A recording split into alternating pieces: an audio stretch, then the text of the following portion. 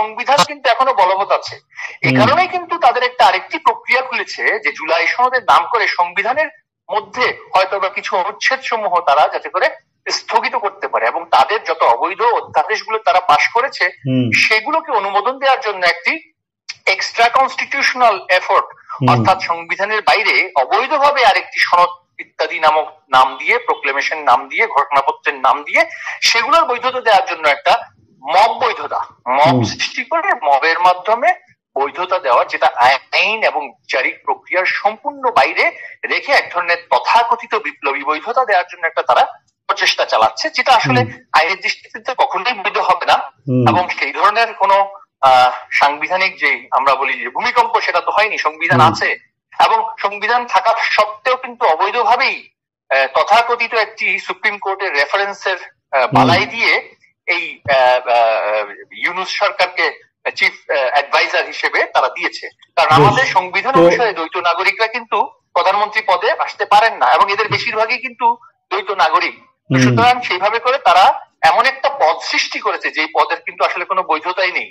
এই পদটি আবার দোহাই দিয়েছে একটা সুপ্রিম কোর্টের রেফারেন্সের, যেটার কিন্তু আজ পর্যন্ত এখন পর্যন্ত কোন ধরনের শুনানির কাগজপত্র তারা দেখাতে পারেনি। কারণ সেই সময় চিফ জাস্টিস মহোদয় ক্যান্টনমেন্টে ছিলেন, তিনি ক্যান্টনমেন্টে বসে কিভাবে এই রায়টি দিলেন সেই বিষয়ে কেউ কোনো আলোচনা করলো না, বা করছে সেটা নিয়ে কেউ কর্ণপাত করছে না, এবং সেটা সবই তারা গায়ের বলে, গায়ের জোরে কিন্তু তারা ঢেকে দিচ্ছে। নমস্কার, আমাদের সঙ্গে এই মুহূর্তে সংযুক্ত আছেন মহিবুল হাসান চৌধুরী নওফেল। মহিবুল হাসান চৌধুরী নওফেল বাংলাদেশের একজন জনপ্রিয় রাজনীতিক এবং তিনি শেখ হাসিনার যে সর্বশেষ সরকার, সেই সরকারের তিনি ছিলেন শিক্ষামন্ত্রী এবং বাংলাদেশের আওয়ামী লীগের একজন উজ্জ্বল মুখ তিনি। তো আমরা তার সঙ্গে কথা বলবো। তিনি পেশায় আইনজীবী, barrister. So barrister Mohibul Hasan Chowdhury Naufel, আপনাকে দ্য ওয়ালে অনেক স্বাগত জানাই এবং আপনাকে কৃতজ্ঞতা জানাই যে অনেক ব্যস্ততার মধ্যে আপনি আমাদের সময় দিয়েছেন। আমি আপনার কাছ থেকে আজকে মূলত যে বিষয়টি জানতে চাইবো সেটা হচ্ছে যে আওয়ামী লীগ নেত্রী, সাবেক প্রধানমন্ত্রী শেখ হাসিনা, তার বিরুদ্ধে ঢাকার আন্তর্জাতিক অপরাধ আদালত তারা বুধবার দিন সাজা ঘোষণা করেছে 6 মাসের কারাদণ্ড। সেটি হচ্ছে যে একটি আদালত অবমাননার মামলাতে। তো আমি একটু এই রায়টাকে আপনারা কিভাবে দেখছেন, এবং আপনি একজন আইনজীবী হিসেবে এবং আপনার দলীয় দৃষ্টিভঙ্গি থেকে, তবে আমি মূলত আইনজীবী হিসেবে আপনার বক্তব্যটা প্রথম জানতে চাই যে এই জাজমেন্টটাকে আপনারা কিভাবে দেখছেন। ধন্যবাদ আমাকে সংযুক্ত করার জন্য, আপনাকে আমি ধন্যবাদ জানাচ্ছি। প্রথমত হচ্ছে এই যে আদালতটি গঠিত হয়েছে, আন্তর্জাতিক আমাদের ইন্টারন্যাশনাল ওয়ার ক্রাইমস ট্রাইব্যুনাল, সেই ট্রাইব্যুনালটির যে মূল আইনটি সেটি কিন্তু সংসদ কর্তৃক পাশকৃত, অর্থাৎ পূর্ণাঙ্গ একটি আইন, 1973 বর্ণিত আছে। হ্যাঁ, সেই আইনে, যেখানে আইনের লক্ষ্য এবং উদ্দেশ্য থেকে শুরু করে সর্বত্র একটি বিষয় বিরাজমান, সেটা হচ্ছে যে এই আইনটির সৃষ্টির উদ্দেশ্যই হচ্ছে যে গণহত্যা এবং আমাদের মহান মুক্তিযুদ্ধে যে গণহত্যা হয়েছিল এবং যে সমস্ত যুদ্ধাপরাধ হয়েছিল সেগুলোর বিচারের জন্য। আর এই অবৈধ ইউনূস সরকার, তারা যখন অবৈধভাবে রাষ্ট্র ক্ষমতা দখল করলো, তারা এই আইনে একটি সংশোধনী আনে। সংশোধনীর মাধ্যমে তারা নতুন করে ট্রাইব্যুনালটি গঠন করে এবং সেই ট্রাইব্যুনালে পূর্বে যে সমস্ত অপরাধের বিচারগুলো চলছিল, যে ৭১ সালের যুদ্ধের যুদ্ধাপরাধ এবং মানবতা বিরোধী অপরাধ সমূহের, সেগুলোতে যারা অপরাধীদের পক্ষে আইনজীবী ছিল তাদেরকেই নতুন করে রাষ্ট্রপক্ষের আইনজীবী দিয়ে নতুন সংজ্ঞা এবং ব্যাখ্যা দিয়ে এই জুলাই দাঙ্গা, যেটাকে বলা হয়, তারা বলছে জুলাই অভ্যুত্থান, আমি বলবো সেটা জুলাই দাঙ্গা, সরকার উৎখাতের যে দাঙ্গা এবং ষড়যন্ত্র হয়েছে, সেখানে যারা নিহত হয়েছেন, আহত হয়েছেন, তাদের বিচারের জন্য এই ট্রাইব্যুনালে সংশোধনীটা আনে। আপনি তার মানে চিফ প্রসিকিউটর তাজুল ইসলামের কথা বলতে চাইছেন, যিনি মানে মুক্তিযুদ্ধ বিরোধী শক্তির পক্ষে এই ট্রাইব্যুনালে 1910 থেকে 13 এই সময় যিনি রাজাকারদের হয়ে মানে মামলা লড়েছিলেন। কারেক্ট, তিনি সেখানে রাজাকারদের হয়ে মামলা লড়লেন আর এরা সংশোধনীটা আনলো একটি অধ্যাদেশ মূলে। দাদা আপনি বুঝবেন সংবাদকর্মী হিসেবে, একটি অধ্যাদেশ কিন্তু কোনো আইন নয়, পরিপূর্ণ আইন নয়। ঠিক, সংসদে পাস হতে হবে, সেটা সংসদে পাস হয়। যেটা বিষয় হচ্ছে তারা যে সমস্ত সংশোধনী গুলো এনেছে এই আদালতের যে কার্যক্রম, কার্যপ্রণালী এবং নানান ধরনের যে উদ্দেশ্যগুলো সেটা ছিল, সেগুলো পরিবর্তন করে জুলাই দাঙ্গায় নিহত মানুষগুলোর, সেটা নিহত হয়েছে তাদের বিচারের জন্য সেখানে সংশোধনীটা এনেছে। তো সংশোধনীটাই ইটসেলফ ইল্লিগাল। কারণটা হচ্ছে এটা অধ্যাদেশ দ্বারা এসেছে, এবং অধ্যাদেশ যতক্ষণ না পর্যন্ত পরিপূর্ণভাবে সংসদে পাস না হবে সেটা কিন্তু পরিপূর্ণ আইন নয়। আইন যখন আপনি পরিপূর্ণভাবে করেননি, সেই অর্ধ সম্পূর্ণ আইন দিয়ে যদি বিচার করা হয়, সেটা আপনি সংবাদকর্মী হিসেবেও বুঝবেন, সেটা কিন্তু বিচারের যেই আমাদের বিচার নিশ্চিত করার যে বিষয়টি, সেটা কিন্তু আর থাকে না। কারণ আপনার তো যেই আইন দ্বারা আপনি আমাকে বিচার করছেন, সেই আইন তো পরিপূর্ণ নয়। সে আইন কিন্তু সংবিধান সম্মত ভাবে এখনো সম্পূর্ণতা পায়নি। ইটস নট এ কমপ্লিট ল। আপনি একটা ইনকমপ্লিট ল এর মাধ্যমে আনকনস্টিটিউশনালি আপনি আমার বিচার করছেন। এটা বৈশ্বিক যে বিচারের মানদণ্ড, সেখানেও যেমনি করে হয় না, সেখানের সাথে মিট করে না যে স্ট্যান্ডার্ড আছে। এবং আমাদের দেশেও সংবিধান অনুসারে আমার যে বিচার পাওয়ার যে অধিকার, সেটাও কিন্তু আমার যে মৌলিক অধিকার, সেটাও নিশ্চিত করে না। সুতরাং পুরো কোর্টের কনস্টিটিউশন এবং কোর্টের যে নতুন যে কার্যপ্রণালী এবং কার্যক্রম এবং উদ্দেশ্য এবং লক্ষ্যটা পুরোটাই কিন্তু অসম্পূর্ণ। এখন যদি আমরা বলতাম এই অধ্যাদেশকে একটি নির্বাচিত সরকার বা সংসদ সেটাকে বৈধতা দিয়েছে, তাহলে কিন্তু এই আইন দ্বারা আপনি বিচার করতে পারবেন, অবশ্যই বিচার করবেন, আমার বিচার করবেন না কেন? আমরা যদি এবারে শেখ হাসিনার যে রায়টির বিষয়ে আসি, আপনি যেটা বলছেন আমি বুঝতে পেরেছি যে ট্রাইব্যুনাল ইটসেলফ একটা ইলিগাল মানে এন্টিটি, তার এবং যে পাওয়ার সে অ্যাপ্লাই করছে সেটার কোনো লিগাল ভ্যালিডিটি নেই, এটা আমি বুঝতে পেরেছি। এবার আপনি যদি এই প্রসঙ্গটায় আসেন যে মাননীয় শেখ হাসিনা, তার বিরুদ্ধে এরকম একটা জাজমেন্ট হয়ে গেল যে 6 মাসের কারাদণ্ড তাকে দেওয়া হলো, তো এই ব্যাপারটাকে আপনারা কিভাবে দেখছেন, বা এখানে আইনের বিষয়টিকে কিভাবে দেখছেন আপনারা? এখানে আইনের পাশাপাশি আমি আইনের বিষয়টা বলছি, তার আগে একটি কথা এখানে পরিষ্কার করতে হবে, সেখানে একটা রাজনৈতিক উদ্দেশ্য আছে। উদ্দেশ্যটা হচ্ছে, যেহেতু এদের আইনে দুর্বলতা আছে, যেহেতু আইনে একটা দুর্বলতা আছে, কারণ আইনের কিন্তু পরিপূর্ণতা পায়নি, অধ্যাদেশটি যেহেতু আইনে পরিণত হয়নি, সেহেতু তড়িঘড়ি করে তাকে দোষী সাব্যস্ত করে, যাতে করে পরবর্তী নির্বাচনে অংশগ্রহণ তিনি করতে না পারেন, এবং একজন কনভিক্টেড পার্সন হিসেবে তার বিরুদ্ধে আন্তর্জাতিকভাবে এবং আঞ্চলিকভাবে বা যেভাবেই হোক যত ধরনের হ্যারাসমেন্ট যাতে করে তারা করতে পারে, সেটাই কিন্তু তাদের উদ্দেশ্য এই অবমাননার রায়ের মাধ্যমে। কারণ তারা দেখছে তাদের মূল আইনের দুর্বলতা আছে, এটি এখনো সাংবিধানিক প্রক্রিয়া সম্পন্ন করেনি। এখন পাশাপাশি একই অপরাধে কিন্তু প্রচলিত ফৌজদারি আইনেও কিন্তু শত শত মামলা বঙ্গবন্ধুর কন্যা শেখ হাসিনার বিরুদ্ধে হয়েছে, এখন 200 ক্রস করে গিয়েছে। আমি কিন্তু দুটো ফোরাম খুলেছি তার বিরুদ্ধে, তারা কিন্তু দুটো ফোরাম, আমি বলছি মানে হচ্ছে তারা, একটা হচ্ছে প্রচলিত ফৌজদারি আইনে শত শত মামলা হচ্ছে, আবার পাশাপাশি আন্তর্জাতিক অপরাধ ট্রাইব্যুনালে তারা কিন্তু অধ্যাদেশ জারির মাধ্যমে মানবতা বিরোধী অপরাধ বলে কিছু অপরাধকে চিহ্নিত করে যেগুলিকে ট্রাইব্যুনালের অধীনে বিচারের জন্য নেওয়া হচ্ছে। তো সুতরাং আমার পাশাপাশি কিন্তু ইন্ডিভিজুয়াল আপনার অনেকগুলো মামলাও কিন্তু হয়েছে। তো একই সাথে দুটো, এখন দেখছে তারা দুপ্রক্রিয়ার মধ্যে কিন্তু বিলম্বও হবে, আবার দুর্বলতা আছে। দুর্বলতা ট্রাইব্যুনালে আছে, আইনগত দুর্বলতা, কারণ আইন পরিপূর্ণতা পায়নি, সম্পূর্ণতা পায়নি। আর ফৌজদারি কার্যবিধিতে যদি প্রক্রিয়াটা চালাতে হয় তাহলে ট্রায়াল করতে হবে।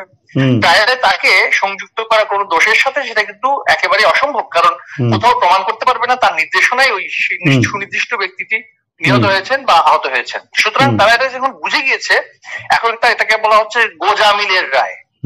গোজামিলের রায় কেন? কারণ তারা কোন রকম একটা নৈতিক স্খলনের কোন ধরনের অভিযুক্ত করে যাতে করে নির্বাচন থেকে তাকে বিরত রাখতে পারে, এইটা হচ্ছে তাদের মূল উদ্দেশ্য এবং লক্ষ্য। কারণ সংবিধান অনুসারে আবার নৈতিক স্খলনের দায়ে যদি কাউকে দোষী সাব্যস্ত করা হয়, তাহলে এই যে আদালত অবমাননাটাও সেইভাবে করে কিন্তু আর্গিউ করতে পারে ভবিষ্যতে। সেটা তারা জানে যে ফৌজদারি কার্যবিধিতেও বিলম্ব হবে, কারণ প্রক্রিয়া অনুসরণ করতে হবে। আবার মূল আইনে অনুসারে যদি ট্রায়াল করতে যায় সেখানে কিন্তু দেখা যাচ্ছে তাদের অধ্যাদেশটাই তো পরিপূর্ণতা নেই। এখন কোন রকম একটা কিছু একটা জোড়াতালি দিয়ে তারা দোষী সাব্যস্তটা করতে চাচ্ছে, কারণ তারা জানে তাদের সার্বিক দুর্বলতা। এটি হচ্ছে রাজনৈতিক এবং আইনগত দিক। তারা একটা যেহেতু এই যে কিশোর গ্যাং ইউনুস এবং তার জঙ্গি কিশোর গ্যাং, তারা যেহেতু যেভাবেই হোক তারা ঘোষণা দিয়েছে ফেব্রুয়ারিতে তারা নির্বাচন করবে বা এর আশেপাশের সময় তারা নির্বাচন করবে, এর মধ্যে যথাযথভাবে সব দোষী সাব্যস্ত করা, অভিযুক্ত করার যে প্রক্রিয়াটা তারা সম্পন্ন কখনোই করতে পারবে না, এবং করতে গেলে সেটা আরো বেশি প্রশ্নবিদ্ধ হবে। এবং তাদের সেখানে যে বিদেশি আইনজীবী এনেছে টবি ক্যাডম্যান, যে কিনা জামায়াতের বিদেশি আইনজীবী ছিল, সেখানে সেও কিন্তু আমরা যতটুকু জানতে পেরেছি আইনের অসম্পূর্ণতা নিয়ে কিন্তু সেও কিন্তু প্রশ্ন তুলেছে, এবং আন্তর্জাতিকভাবে সেই প্রশ্নটা উঠবে। এখন তারা তড়িঘড়ি করে যে কোনো ভাবে, কারণ আপনারা দেখবেন যে তার বিরুদ্ধে কিন্তু দুর্নীতি দমনের আমরা একটা জিনিস লক্ষ্য করলাম যে জাস্ট এক সপ্তাহ হয়নি রাষ্ট্রপক্ষের একজন আইনজীবীকে নিয়োগ করা হলো শেখ হাসিনার অনুপস্থিতিতে তার হয়ে মামলা লড়ার জন্য, এবং বুধবার আমরা দেখলাম যে বুধবারই শুনানি শেষ হলো এবং বুধবারই রায় ঘোষণা হয়ে গেল। তো এই যে বিষয়টা, মানে ফাস্ট ট্র্যাক কোর্টের ক্যারেক্টারে মানে চরিত্রে একটা আদালত অবমাননার মামলার নিষ্পত্তি হলো, এই বিষয়টা কি, মানে এটার আইনি ব্যাখ্যাটাই বা কি? এটা তো কোনো আইন নেই। প্রথমত হচ্ছে আমাদের সংবিধানের 108 আমাদের অনুচ্ছেদে বলা আছে যে আদালত এই অবমাননার উদ্দেশ্যে তাদের একটা এখতিয়ার আছে এবং তারা সেগুলো অবমাননা করলে সেখানে শাস্তি দিতে পারবে। এই লক্ষ্যে যে আইনটা পরিপূর্ণ আইন করা হয়েছিল সেটা আবার একটু উচ্চ আদালতে চ্যালেঞ্জ হওয়ার পরে 2013 সালের যে অবমাননার আইন সেটা কিন্তু আপাতত কিছু কিছু ধারা সেখানে স্থগিত থাকায় সেটাও কিন্তু পরিপূর্ণ নয়। অর্থাৎ কোর্টের একটা ডিসক্রিশনারি পাওয়ার আছে, কিন্তু ডিসক্রিশনারি পাওয়ারটা সাবজেক্ট টু জুরিসপ্রুডেন্স, যে পূর্বে যে সমস্ত মামলাগুলো হয়েছে নজির অনুসারে কিন্তু তাকে এখন কিন্তু সিদ্ধান্ত নিতে হবে। যে সমস্ত নজির আমাদের আছে, এবং এই ট্রাইব্যুনাল কিন্তু উচ্চ আদালত সমকক্ষ অর্থাৎ সমমান দেওয়া হয়েছে তাকে হাইকোর্টের। তো হাইকোর্টের যে পূর্বে জুরিসপ্রুডেন্স আছে, নজির আছে, প্রেসিডেন্স আছে, সেগুলোতে যেভাবে করে একটি হচ্ছে সিভিল কন্টেম্পট আর একটি হচ্ছে ক্রিমিনাল কন্টেম্পট। এখন আমরা ক্রিমিনাল কন্টেম্পটের দায়ে তাকে সাজা দেওয়ার ঘোষণা দেওয়া হয়েছে। ক্রিমিনাল যেই আমাদের থ্রেশহোল্ড, তাকে দোষী সাব্যস্ত করার বিয়ন্ড রিজনেবল ডাউট, তাকে যে প্রমাণ করতে হবে যে তিনি আসলেই দোষটা করেছেন, সে বেসিক যেই রিকোয়ারমেন্ট সেটাই কিন্তু এখানে কিন্তু এটার পরবর্তী আইনি পদক্ষেপ কি হতে পারে? মানে অভিযুক্তের বা আসামি যাই বলা হোক না কেন, তার তরফে এটার মানে এটার কি এরপরে আইনি পদক্ষেপটা কি, বা আওয়ামী লীগ কি করবে এই বিষয়টা নিয়ে? দেখুন, আইনি ভাবে তাকে আইনজীবী নিয়োগ দিতে হলে এই অবৈধ কোর্টে প্রথমত সেটা আইনি প্রক্রিয়ার বাইরে, কারণ তিনি সেখানে প্রতিনিধিত্ব করার জন্য যে ওকালতনামা দিতে হবে সেটা কিন্তু তার পক্ষে দেওয়া সম্ভব নয়, এবং এফিডেভিট সাবমিট করতে হবে সেটাও দেওয়া সম্ভব নয়, কারণ আইনি প্রক্রিয়ার তিনি বাইরে, তিনি এই মুহূর্তে আইনের মানে অধীনে নন। সুতরাং তার পক্ষে সেটা দেয়া, আপিল করাটাও সেটা কিন্তু আইনিভাবে সম্ভব নয়। তবে এরা আবার দেখতে পারে এই যে তাদের নিয়োজিত আইনজীবীকে দিয়ে কোন রকম একটা গোজামিলের আপিল হয়তো বা তারা দাখিল করে সেটাকে আবার সর্বোচ্চ আদালতেও নিয়ে যেতে পারে, সেখানে সেটা কনফার্ম করার প্রচেষ্টা থাকতে পারে। এখন তথাকথিত রাষ্ট্র নিযুক্ত অবৈধ আইনজীবী এই অবৈধ কোর্টে আসলে বক্তব্যটা কি রেখেছে সেটাও আমরা জানি না। যদি সত্যিকার অর্থে যদি তাকে প্রতিনিধিত্ব করার জন্য এই রাষ্ট্রপক্ষ কর্তৃক নিয়োজিত অবৈধ আইনজীবী যদি কোনো বলার কিছু থাকতো তাহলে তো সে কিছু বলতো। সেই বিষয়টাও কিন্তু তার আত্মপক্ষ সমর্থনের জন্য রাষ্ট্র তো সেটা নিশ্চিত করার জন্য থিওরিটিক্যালি বলছি তাকে সেখানে নিয়োগ দিয়েছে। তো সুতরাং সেই প্রতিনিধিত্বের কাজটাও কি সে করেছে? সে যদি না করে থাকে তাহলে তো তার প্রতিনিধিত্ব করার দায়িত্বের প্রতিও সে কিন্তু প্রফেশনাল হিসেবে একজন আইনের তিনি আইনজীবী হিসেবে কিন্তু সেটা কিন্তু তিনি সেখানে তার কমতি ছিল।